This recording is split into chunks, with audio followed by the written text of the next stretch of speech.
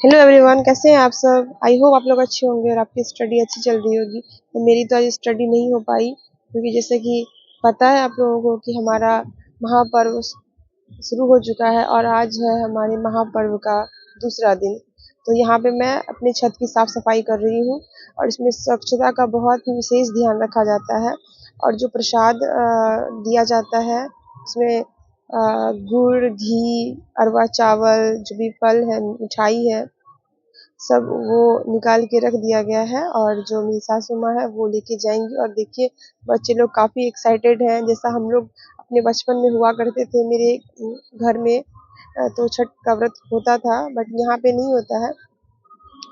कोई नहीं, अब छठी मैया अगर चाहें तो इस व्रत को मैं ज़रूर करना चाहूँगी। मुझे बहुत आस्था है छठ में। तो ये मैं रेडी होके आ गई हूँ और मैं यहाँ पे अपने कपड़े प्रेस कर रही हूँ। मतलब जो भी जिनको घाट पे जाने के लिए जो जो कपड़े चाहिए हैं तो उनको सब मैं आज ही प्रेस करके सब काम को निपटा दूँगी क्योंकि बहुत सारे काम हैं आज।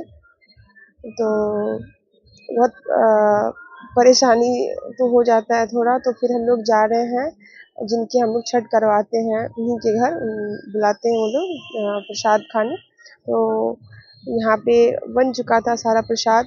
बेसिकली जो प्रसाद बनता है वो गुड़ और चावल दूध के साथ बनाया जाता है, जिसको हम लोग आम भाषा में रसिया बोलते हैं।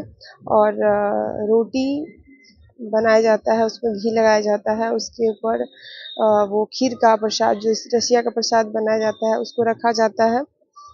और जो भी फ्रूट्स है, फ्रूट्स में बस केला ही चढ़ता है और ये आरता बोलते हैं इसको।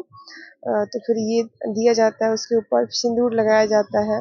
बस कुछ कुछ नियम है। और देखिए यहाँ पे जो व्रती हैं वो कर रही हैं सिंदूर। फिर बेसिकली छठ है क्या? छठ छठ पूजा एक धार्मिक पर्व नहीं है, ये एक उत्सव है हमारे लिए। यह आस्था, समर्पण और जीवन के मूल्यों का अद्भुत संगम है। छठ हमें यह सिखाता है कि हमें आत्म अनुशासन होकर 4 दिन का ये व्रत लिया जाता है कि हमें आत्म संयम होके इस व्रत का पालन करना है। तो ये व्रत सिर्फ ऐसा व्रत है जो प्राचीन काल ऋग्वेदिक काल से ही चलता आया है।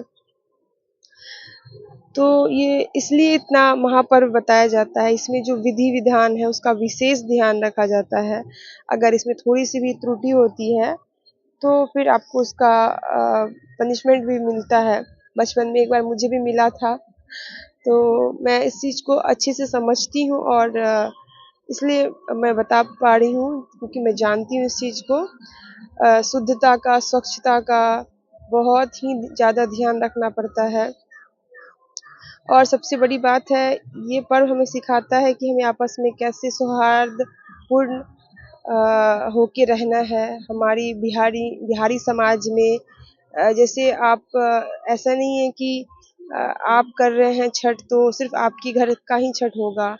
आस पड़ोस जो भी हैं वो बोलेंगे कि 2 सूप हमारा भी कर दीजिए। जैसे हम लोग भी बोले तो वो बोली चाची हैं तो बोली बिल्कुल कर देंगे, क्या दिक्कत है, सबका करते ही हैं, अपना भी करते हैं तो आपका भी कर देंगे। तो ये पर्व जो है, जो त्योहार है, ये महापर्व जो है हमें एक दूसरे के साथ एकता को स्थापित करवाता है। असमानता, इस पर्व में घाट पे जाति पाति आपको कुछ भी नहीं दिखेगा, सब एक समान हो जाते हैं। सब लगता ही नहीं है कि कोई गरीब है कोई अमीर है, सब एक जैसे पर्व को सेलिब्रेट करते हैं। और हमारे बिहार में ऐसा मान्यता है पौराणिक कि माता सीता ने इस व्रत को किया था जब राम जी अयोध्या वापस आए थे और उन्हें ब्रह्म हत्या, रावण के वध का जब ब्रह्म हत्या का लगा था पाप, तो उनके जो पुरोहित थे उन्होंने ही सजेशन दिया था कि आप छठ व्रत करें और वो अपनी पत्नी सहित, माता सीता जानकी सहित इस व्रत को किए थे। तो उसी समय से ये व्रत हम बिहारियों का एक महापर्व बन चुका है। हर साल हमें इंतज़ार रहता है और ये व्रत सिर्फ़ व्रत नहीं है, उन बूढ़ी माँ का अ, एक उम्मीद है कि हमारे जो बेटे प्रदेश में चले गए हैं, उनके लौटने का समय होता है। ये एक इमोशन है जो हमें एक-दूसरे के साथ एक समान एक सूत्र में बाँधता है। तो इसलिए ये पर्व महापर्व है हम बिहारियों के लिए। ये पर्व हमें सिखाता है कि हमें सूर्य उपासना, हमें सूर्य के प्रति कृतज्ञता को प्रकट करता है, प्रकृति के प्रति सम्मान को दर्शाता है, प्रकृति के प्रति एक जुड़ाव को दर्शाता है। ना सिर्फ़ प्रकृति के साथ हमें बाँधता है ये पर्व, बल्कि हमें ये भी सिखाता है कि कैसे हमें आस-पड़ोस को स्वच्छ रखना चाहिए, नदी, तालाब जहाँ भी ये व्रत होता है। और ये जो सिंदूर होता है, ऑरेंज सिंदूर हम विवाहिता स्त्रियाँ लगाती हैं, तो ये सूर्य के जो जब सूर्योदय होता है तो उस समय जो आकाश है वो बिल्कुल ऑरेंज होता है। तो उसी लोक आस्था को समर्पित है ये नाक से मांग तक के सिंदूर को लगाना।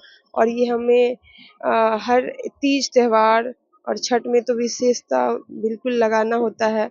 और फिर यहाँ पे अर्घ दिया जाता है गाय के कच्चे दूध का। जो भी घर के लोग हैं सब लोग अर्घ देते हैं। तो पहला अर्घ जो है हमारा खरना का ही होता है, इसको खरना बोलते हैं। और ये हमें परंपराओं का सम्मान सिखाता है कि एक पीढ़ी से दूसरे पीढ़ी तक कैसे हम अपने पूर्वजों के संस्कृति सभ्यता को आगे लेके जाते हैं। और ये हमें छात्र जीवन में भी बहुत अनुशासन को सिखाता है। अगर हम इससे शिक्षा लेना चाहें तो बहुत सीख सकते हैं, क्योंकि 36 घंटे का जो निर्जल उपवास होता है वो हमें बिल्कुल आत्मसंयम होने का और अनुशासित होने का शिक्षा देता है।